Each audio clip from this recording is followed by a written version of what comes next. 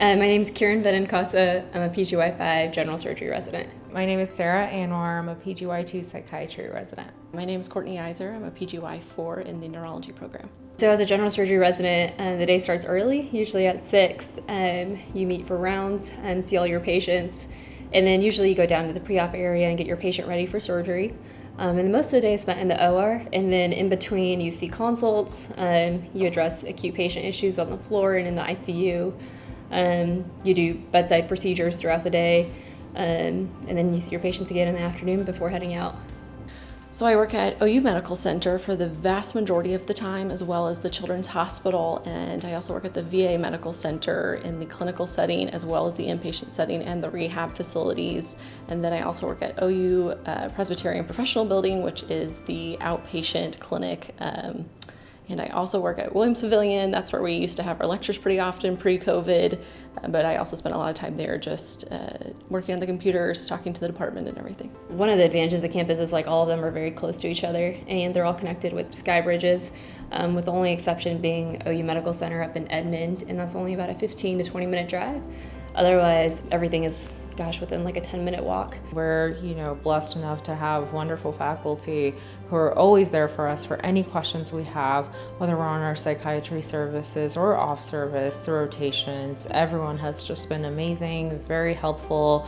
Never have I ever felt that I didn't have someone to lean on for support. Someone has always been there to guide the way and let me be as autonomous as I want to be, making my own decisions and running it by them and just being there for support every step of the way. So we're pretty fortunate at being at such a big academic center. We get to see a little bit of everything, especially for surgery. We rotate through surgical oncology, bariatric, minimally invasive. We've developed quite a big robotic general surgery program as well in the last couple of years, and that department has really grown. We work through pediatric surgery, the Veterans Hospital, which have their own unique patients, vascular and thoracic surgery, and then trauma is a really big part of what we do in our surgery department. We're the only level 1 trauma center in the state, and so that's a very big department. Every year we get more and more activations. We also just recently started a burn program at our department that the surgery residents take part in. So kind of a bit of everything. I don't think there is a specialty that we don't represent here in our surgery department. So I actually hang out with my residents. I would say pre-COVID, it was a lot more normal at that time. I would hang out with my residents on the weekends, go out with them, have dinner with them, go to each other's houses sometimes and just watch TV shows together.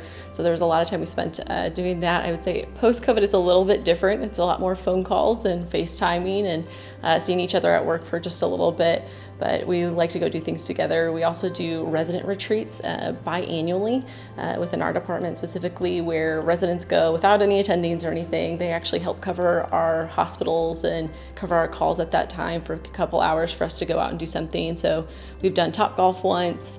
Another time we used to go to Dave & Buster's, so that's kind of some things that we do that the department actually pays for and kind of sponsors for us to go have a good time together and just kind of work on bonding and seeing each other in a non-work setting.